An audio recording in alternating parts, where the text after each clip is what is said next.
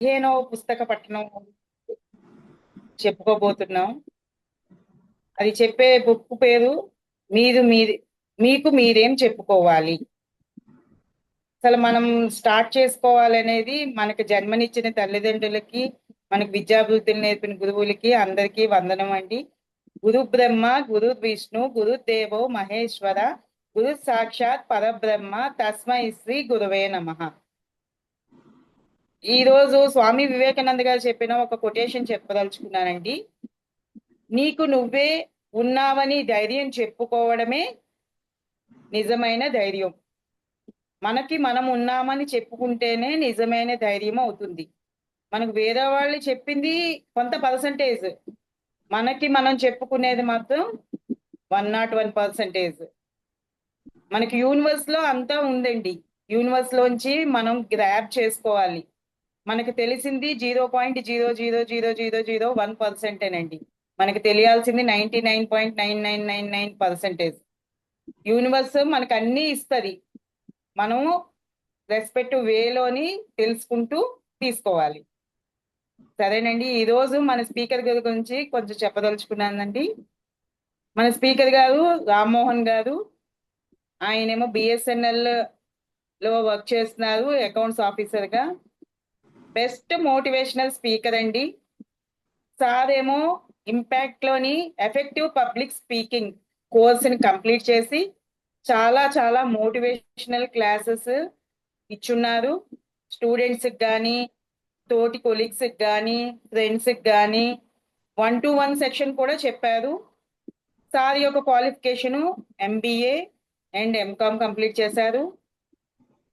అయితే కోచ్ నరేంద్ర గారు మనకి అందరికీ సుపరిచితులు. Best motivational trainer, coach. ఆయన దగ్గర మన రామ్మోహన్ సార్ ఏమో సబ్ కాన్షియస్ మైండ్ కంప్లీట్ చేశారు, first batch. Millionaire mindset కూడా కంప్లీట్ చేశారు. అండ్ NLP బేసిక్స్ అంటే మన మైండ్ గురించి మనం తెలుసుకోవాలి అని అంటే న్యూరో లింగ్విస్టిక్ ప్రోగ్రామ్ అనే బేసిక్ ని ఫస్ట్ మనం తెలుసుకుంటే దాన్ని బట్టి మనం మన గురించి మనం తెలుసుకుంటాం. అందులో కూడా సార్ ఫస్ట్ బ్యాచ్ లోనే కంప్లీట్ చేశారు. అన్ని ఫస్ట్ గా ఉన్న సార్ ఈ విధంగా కంప్లీట్ చేశారు అని అంటే సార్ కి ఉన్న బెస్ట్ అండ్ లాస్ట్ అనొచ్చు, లేదంటే ఎవర్ గ్రీన్ అదే బుక్ రీడింగ్ హ్యాబిట్ అండి. చాలా అంటే చాలా బుక్స్ చదువుతారు. పర్సనాలిటీ డెవలప్ బుక్స్ అవనివ్వండి, తెలుగు బుక్స్ అవనివ్వండి, అఫర్మేషన్ బుక్స్, ఏ బుక్స్ అయినా చాలా చాలా బాగా చెప్తారండి. Sir Rammohan sir, digital dais is yours sir. Welcome sir. Thank you very much, madam. Thank you so much for introducing me. Om Shri Gurubhyo Namaha. Om Shri Saraswati Namaha. ముందుగా వాసు గారికి ఇటువంటి చక్కటి అవకాశం ఇచ్చినటువంటి వాసు గారికి, అట్లాగే రమణి మేడం గారికి, ఈ సెషన్కి అటెండ్ అవ్వడానికి వచ్చినటువంటి మీ అందరికీ థ్యాంక్ యూ సో మచ్ అండి. ఓకే, టుడే సెషన్లో మీకు మీరేం చెప్పుకోవాలి అనేటువంటి పుస్తకాన్ని డాక్టర్ షార్డ్ హెల్మ్స్టెట్టర్ గారు, పిహెచ్డి, ఆయన పిహెచ్డి హోల్డర్, మోటివేషనల్ సైకాలజీలో పిహెచ్డి చేసిన వారు అనమాట. ఆయన రాశారనమాట. దానికి ఇంగ్లీష్ టైటిల్ పేరు ఏంటంటే what to say when you talk to your self. What to say when you talk to your self. ఇది 1986లో ఆయన రాశారు. నేను 2002లో ఈ పుస్తకాన్ని మా ఉస్మానియా యూనివర్సిటీ డిపార్ట్మెంట్ లైబ్రరీలో చదవడం జరిగింది. అయితే ఈ పుస్తకానికి చదవటానికి ముందు, చదివిన తర్వాత నా ఆలోచన విధానంలో ఒక ర్యాండమ్ షిఫ్ట్ వచ్చేసింది అనమాట. అంటే ఇట్లా కూడా ఉంటుందా అని అన్నటువంటి పుస్తకం అనమాట. అంటే నేను చదివినటువంటి పర్సనాలిటీ డెవలప్మెంట్ పుస్తకాల్లో ఇది one of the pioneering books అనమాట. సో షార్డ్ హెల్మ్స్టెట్టర్ గారు ఒక మోటివేషనల్ స్పీకరు. ఆయన కూడా పర్సనాలిటీ డెవలప్మెంట్ సంబంధించినటువంటి సెషన్స్ తీసుకుంటారు. ప్రపంచంలో సక్సెస్ఫుల్ పీపుల్ ఏం చేస్తారు, ఎలా చేస్తే సక్సెస్ సాధిస్తారు, కొంతమంది సక్సెస్ పొందుతున్నారు, కొంతమంది సక్సెస్ పొందడం లేదు, ఎందుకు కొంతమంది సక్సెస్ పొందుతున్నారు, కొంతమంది సక్సెస్ పొందడం లేదు, అంటే సక్సెస్ఫుల్ ఫార్ములాస్ అందరికీ తెలిసినప్పటికీ కొంతమంది మాత్రమే సక్సెస్‌ని టేస్ట్ చేస్తున్నారు. చాలామంది సక్సెస్ ఎందుకు టేస్ట్ చేయడం లేదు అని ఆ కోణంలో ఆయన రీసెర్చ్ చేయడం మొదలుపెట్టారు. మొదలుపెట్టి తర్వాత సబ్సిక్వెంట్‌గా ఆయన సెల్ఫ్ టాక్ ఇన్‌స్టిట్యూట్ అని జెప్పేసి, ద లైఫ్ కోచ్ ఇన్‌స్టిట్యూట్ అని జెప్పేసి ఆయన స్టార్ట్ జేశారు. అందులో అతడు చేసినటువంటి రిసర్చ్‌లో వారు తెలుసుకున్నటువంటి అంటే సక్సెస్‌ఫుల్ పీపుల్‌ని చూసిన తర్వాత, వాళ్ళ పనితనాన్ని చూసిన తర్వాత, వాళ్ళ హ్యాబిట్స్ వాళ్ళు ఏ విధంగా సక్సెస్ పొందుతున్నారు, కొంతమంది ఫెయిల్యూర్స్ ఎందుకు పొందుతున్నారు, సక్సెస్‌ఫుల్ ఫార్ములాస్‌ని ఇంప్లిమెంట్ చేస్తున్నప్పటికీ కన్సిస్టెంట్‌గా కొంతమంది మాత్రమే సక్సెస్ పొందుతున్నారు. ఎక్కువ మంది సక్సెస్ పొందడం లేదు. మోటివేషన్ సెషన్స్‌కి అటెండ్ అవుతున్నారు. సెమినార్స్‌కి అటెండ్ అవుతున్నారు. అటెండ్ అయినంత మాత్రాన ఆ కొంతకాలం మాత్రమే దాని ప్రభావం ఉంటుంది. తర్వాత మళ్ళీ మామూలు లైఫ్‌లోకెళ్ళిపోతున్నారు. అంటే ఒక కొత్త ఆహ్, ఒక పర్టిక్యులర్ పర్సనాలిటీ డెవలప్‌మెంట్ సెషన్‌కి అటెండ్ అయినప్పుడు మనకేమనిపిస్తదంటే ఒక మంచి సక్సెస్ సీక్రెట్ చెప్పేశారు. మనం దీన్ని ఇంకా ఆచరించేద్దాం. మన లైఫ్ మారిపోతుంది అని మనం అనుకుంటూ ఉంటాం. కొద్ది రోజులు దాన్ని ఇంప్లిమెంట్ చేస్తాం. చేసిన తర్వాత ఒక వారం, నెల, 2 వారాలు, 3 వారాలు, ఒక 4, 5 వారాల తర్వాత మళ్ళీ మన లైఫ్ యథావిధిగా వచ్చేస్తుంటుందనమాట. మళ్ళీ ఇంకొక పర్సనాలిటీ డెవలప్‌మెంట్ సెషను, లేదా ఇంకో పర్సనాలిటీ డెవలప్‌మెంట్ బుక్ చదివినప్పుడు, లేదా ఇటువంటి సంభాషణలు వచ్చినప్పుడు, వాటిల్లో పాల్గొన్నప్పుడు, మళ్ళీ మనం మోటివేట్ అయ్యి, మళ్ళీ లేదు మనం ఎక్కడో తప్పిపోయాము. మళ్ళీ మనల్ని మనం రీరైలింగ్ జేసుకోవాలి. మళ్ళీ దారిలోకి రావాలని జెప్పి, మళ్ళీ మనల్ని ఇన్‌స్పైర్ జేసుకుంటూ, మళ్ళీ ప్రయత్నం జేయడానికి మొదలెడుతూ ఉంటాం. సో, ఎందుకు ఈ ఒ ఒ ఇందాక మన వాసు గారు చెప్పినట్టు సుమారుగా 10, 12 సక్సెస్‌ఫుల్ మంత్రాస్ ఉన్నప్పుడు సక్సెస్‌కి, ఆ మంత్రాస్ అన్నీ ఆల్‌మోస్ట్ ఇప్పుడు తెలుగు బుక్స్‌లో గూడా తర్జుమా అయినప్పుడు, మనం అందరము చదవగలుగుతున్నప్పుడు, మరి దాన్ని మనం ఇంప్లిమెంట్ చేసేసి మన జీవితాల్ని మార్చేసుకోవచ్చుగా. మరి మన జీవితాలన్నీ ఎందుకు మారిపోవడం లేదు? ఏదో కొద్ది కాలం మాత్రమే దాని ప్రభావం ఉంటుంది. ఎక్కువ కాలం దాని ప్రభావం ఉండడం లేదు. ఎందుకు అని జెప్పేసి ఈ ఆథర్ గారు రిసర్చ్ చేయడం మొదలెట్టారు. చేసిన తర్వాత ఔట్ ఆఫ్ హిస్ రిసర్చ్ అతడు కనుక్కున్నటువంటి విషయము ఈ what to say when you talk to yourself అన్నమాట. అంటే మీకు మీరు ఏం చెప్పుకోవాలి? అంటే మనకు మనం ఏం చెప్పుకోవాలి అనే దాని గురించి చెప్తారన్నమాట. ఇందులో ఎసెన్స్ ఏంటంటే వాసు గారు గాని ఈ మధ్య కొంతమంది మన బుక్ రీడింగ్ గ్రూప్‌లో ఎఫర్మేషన్స్ అని జెప్పేసి మనకి ఒక్కొక్క టాపిక్ మీద ఒక్కొక్క రోజు కొన్ని ఎఫర్మేషన్స్ ఇస్తా ఉన్నారు. ఈ ఎఫర్మేషన్స్‌ని మనం ప్రోగ్రామ్స్ అని గూడా అనొచ్చు. లేదా కమాండ్స్ అని గూడా అనొచ్చు. ఈ ఎఫర్మేషన్సే ఈ బుక్‌లో ఆథర్ గారు ఏ విధంగా దాన్నే సెల్ఫ్ టాక్ అంటారనమాట ఆథర్ గారు. దాన్నే ఎఫర్మేషన్ అని మనం అంటున్నాం. ఆ ఎఫర్మేషన్ ఎలా తయారు జేసుకోవాలి? సెల్ఫ్ టాక్ ఎలా చేయాలి? మన లైఫ్‌ని మనం ఏ విధంగా మౌల్డ్ చేసుకుంటూ ముందుకు తీసుకెళ్ళాలి అనే విషయాన్ని ఇందులో చెప్తాననమాట. అయితే ఇన్ జనరల్‌గా పుట్టిన ప్రతి వ్యక్తి లేదా పుట్టక ముందు నుంచి మనం తల్లి గర్భంలో ఉన్నప్పటి నుంచి మనకి కొన్ని కమాండ్స్ ఇవ్వడం జరుగుతా ఉంటుంది. కమాండ్స్ ఇన్ ద సెన్స్ కొన్ని వాల్యూస్ నేర్పిస్తారు. కొన్ని బిలీఫ్ సిస్టమ్స్ నేర్పిస్తారు మనకు కొన్ని బిలీఫ్స్. కడుపులో ఉన్నప్పుడు మన తల్లి ఏ విధంగా తల్లి ఎటువంటి నమ్మకాలు, ఎటువంటి బిలీఫ్ సిస్టమ్‌లో ఉంది, ఎటువంటి ఆరోగ్య పరిస్థితిలో ఉంది, ఎటువంటి ఆలోచనలో ఉంది, వాటి ప్రభావం తల్లి గర్భంలో ఉన్నటువంటి పిల్లల మీద ఉంటుంది. తర్వాత పుట్టిన తర్వాత మనం పెరిగిన వాతావరణం, తల్లిదండ్రులు మనకి చెప్పినటువంటి కమాండ్స్ చెప్పిన పద్ధతి, నేర్పించిన విధానం, టీచర్లు మనకి నేర్పించిన విధానం, మన అన్నదమ్ములు, అక్క చెల్లెళ్ళు మాట్లాడిన సంభాషణల విధానం, మనం పెరిగినటువంటి వాతావరణం, మన చుట్టుపక్కల ఉన్నటువంటి సొసైటీ, అట్లాగే మీడియా, న్యూస్ పేపర్ గాని, ఇప్పుడు ఎలక్ట్రానిక్ మీడియా గాని, వరల్డ్ ఎట్ లార్జ్. మనము అబ్జర్వ్ చేస్తూ కొన్ని నేర్చుకుంటాము. వింటూ కొన్ని నేర్చుకుంటాము.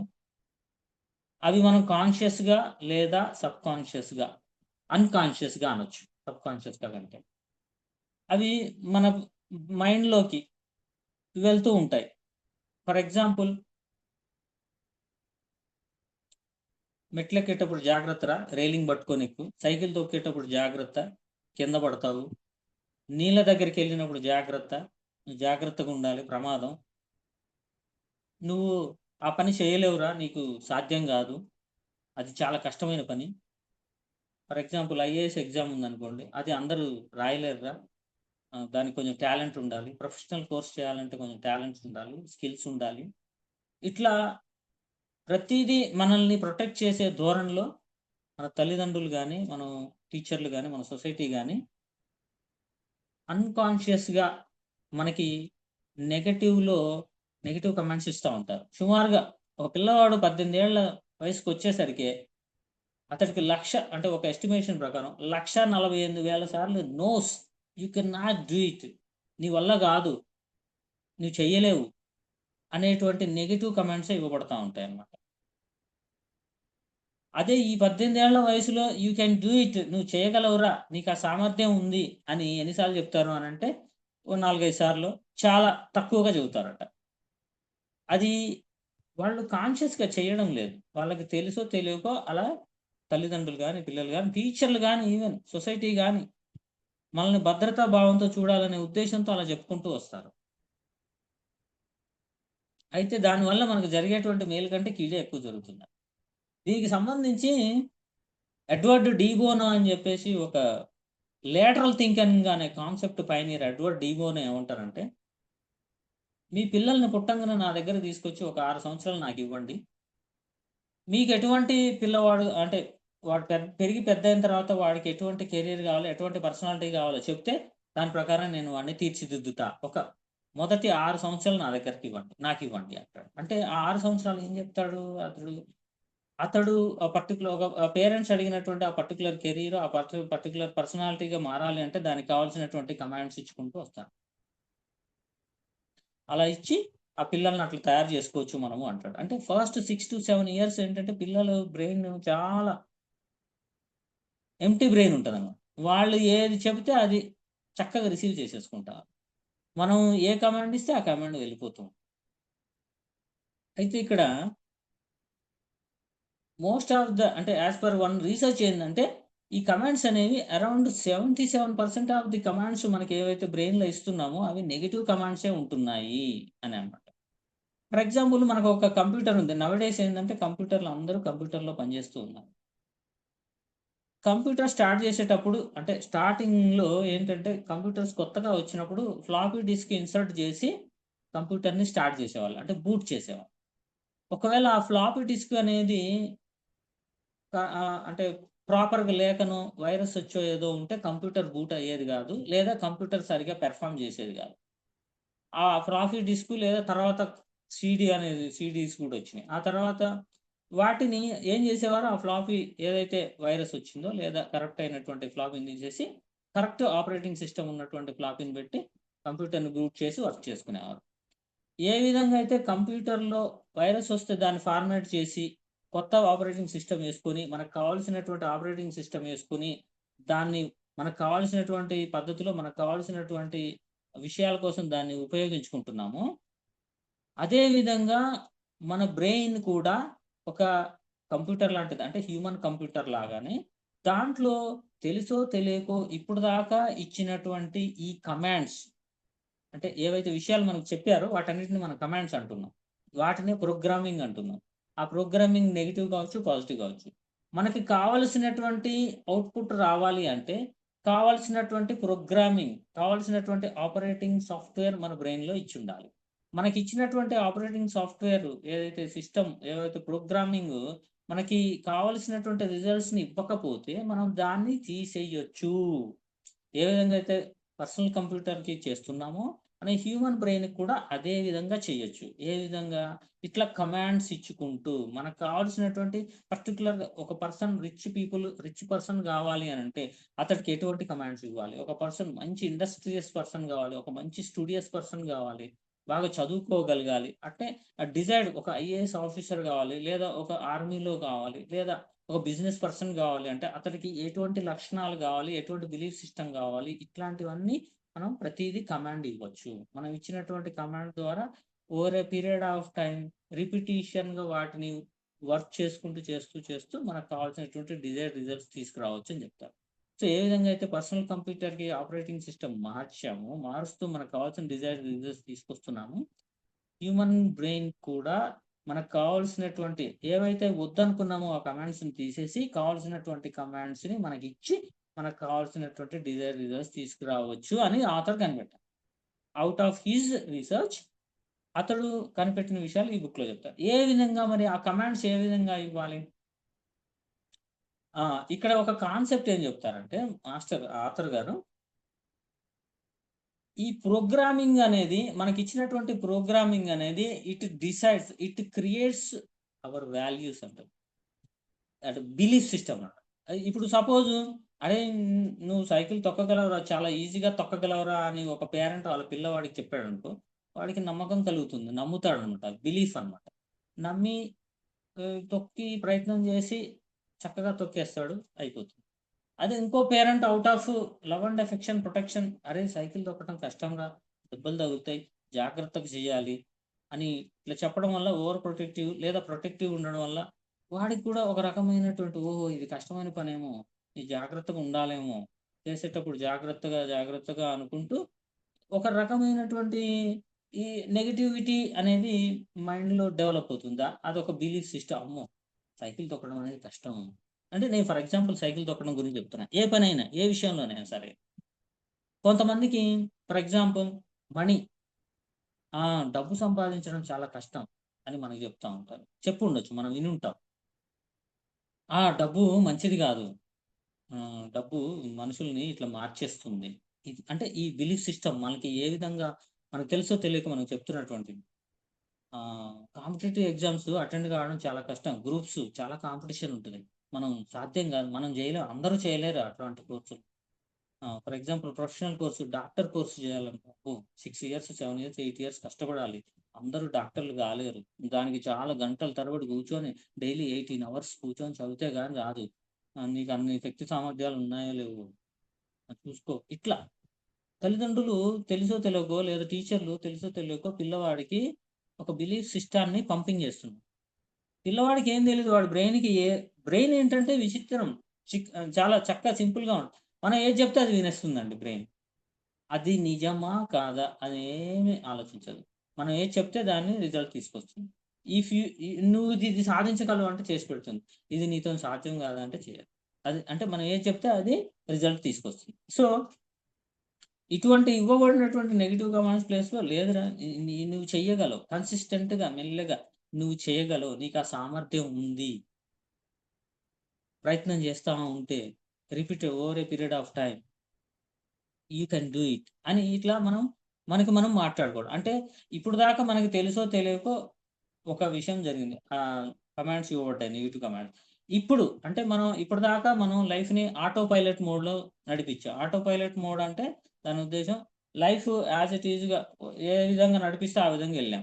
కానీ నవడేస్ ఏంటంటే మనం పర్సనాలిటీ డెవలప్మెంట్ బుక్స్ చదువుతున్నాము, సెషన్స్ అటెండ్ అవుతున్నాము, మనకి అవేర్నెస్ పెరిగింది.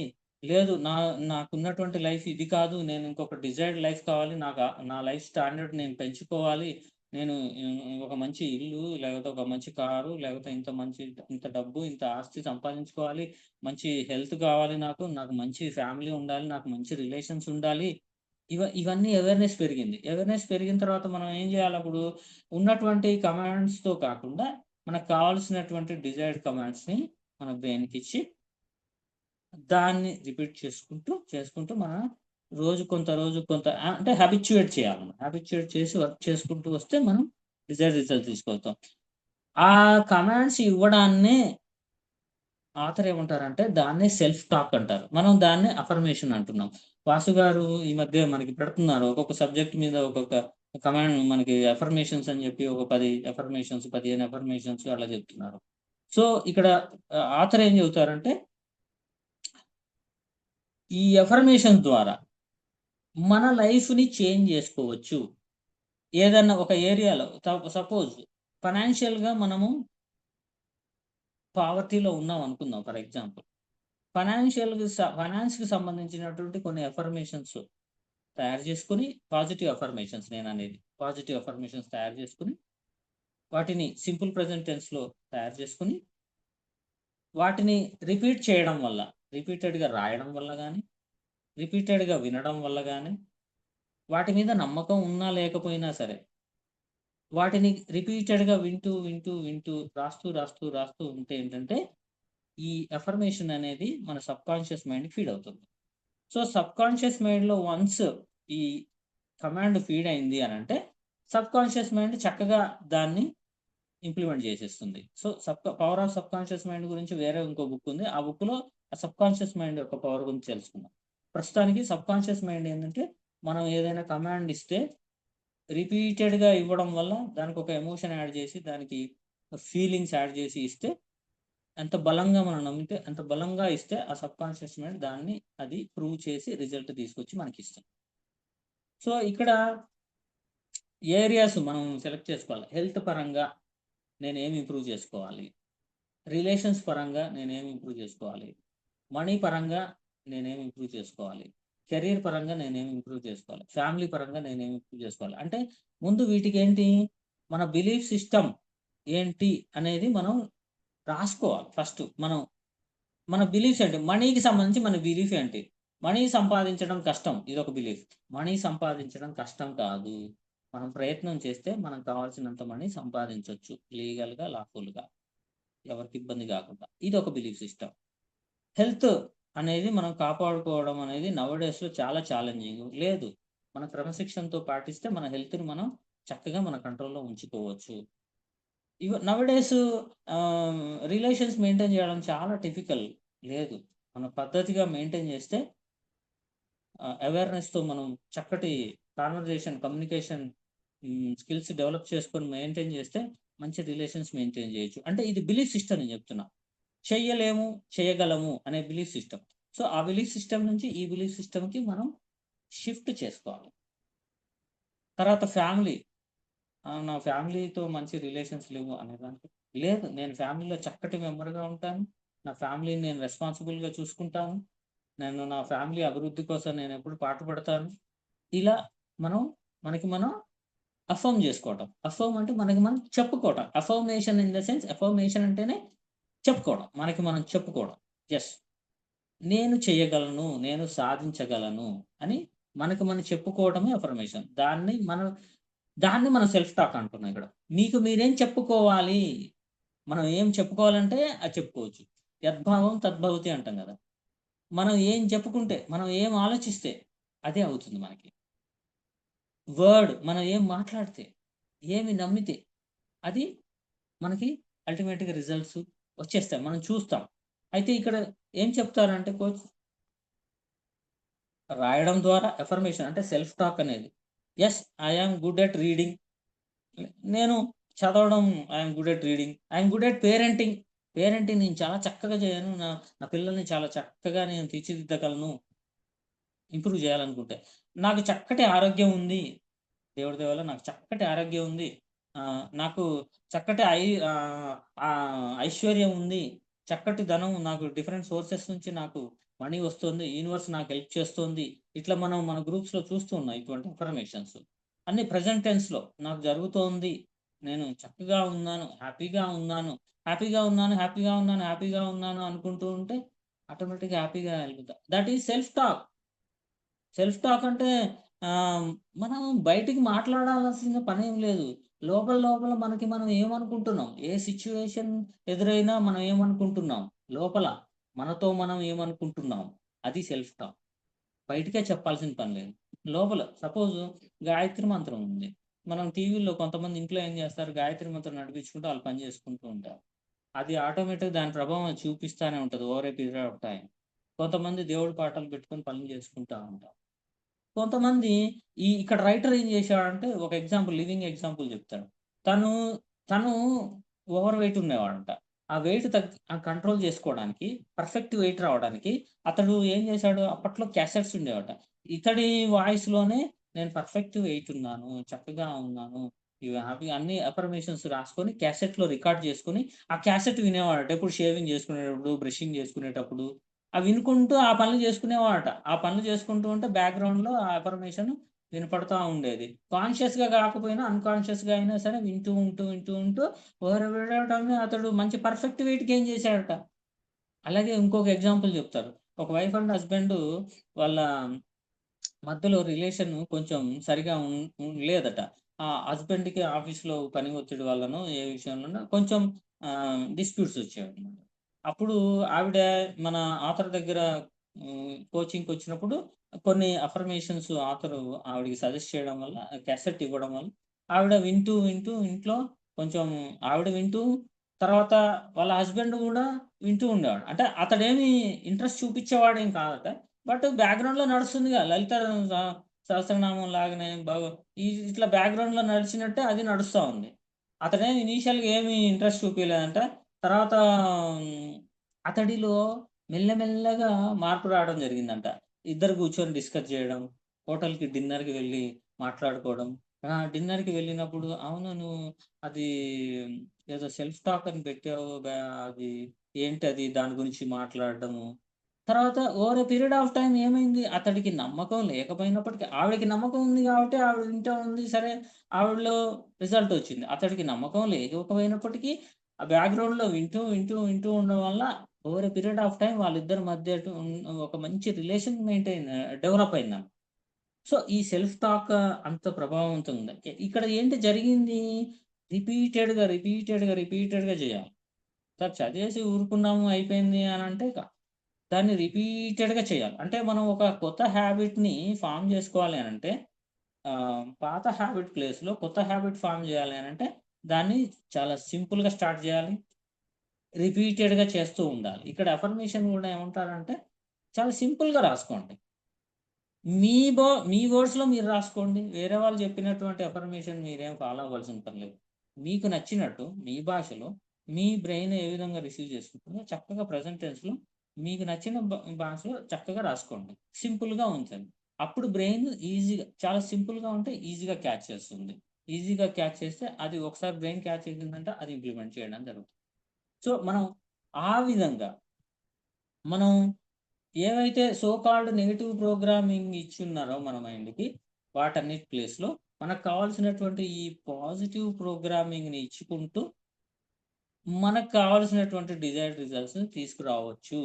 ఈ సెల్ఫ్ టాక్ ద్వారా, ఈ అఫర్మేషన్స్ ద్వారా మనకు కావాల్సినటువంటి అఫర్మేషన్స్ చేసుకొని తీసుకురావచ్చు అని చెప్తారు.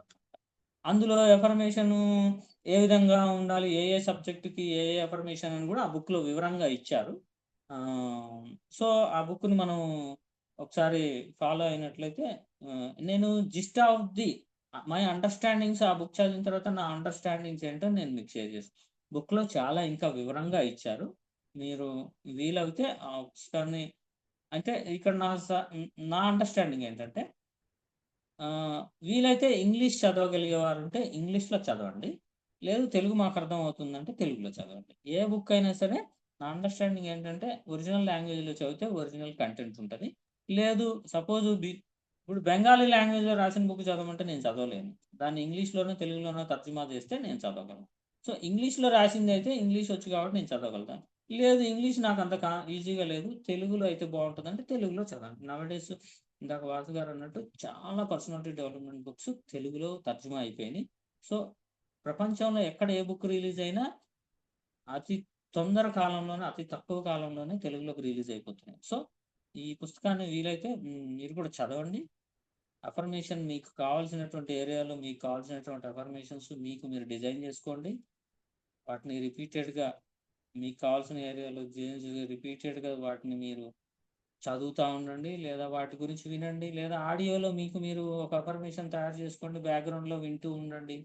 లేదా ఒక చిన్న ప్లే కార్డ్ ఉంటుంది. 4/6 కార్డ్‌లో అఫర్మేషన్ రాసుకొని ఎప్పుడు అవకాశం ఉంటే అప్పుడు అఫర్మేషన్ చదువుకుంటూ ఉండండి. ఎక్కడ వీలైతే అక్కడ బస్ స్టాప్‌లో వెయిట్ చేసినప్పుడు, లేకపోతే ఎవరి కోసం వెయిట్ చేస్తున్నప్పుడు ఎక్కడైనా అఫర్మేషన్ అనేది చదువుకుంటా ఉంటే ఏంటంటే, ఎన్ని సార్లు చదివితే, ఎన్ని సార్లు వింటే దాని ప్రభావం అంత ఎక్కువగా ఉంటుంది. మంత్రం గూడా మనకి గురువులు చెబుతారు. ఎంత ఎక్కువగా మనం మంత్రం జపం చేస్తే దాని ప్రభావం ఎలా ఉంటుందో, ఈ అఫర్మేషన్స్ కూడా అలాగే ఉంటుందని చెప్తారు. సో, అదండి మన డాక్టర్ షార్డ్ హెల్మ్‌స్టెటర్ గారు మనకి what to say when you talk to your సెల్ఫ్‌లో మనకి అఫర్మేషన్స్ గురించి చెప్తున్నారు. థాంక్ యూ సో మచ్ అండి. This is from my side. ఇప్పుడు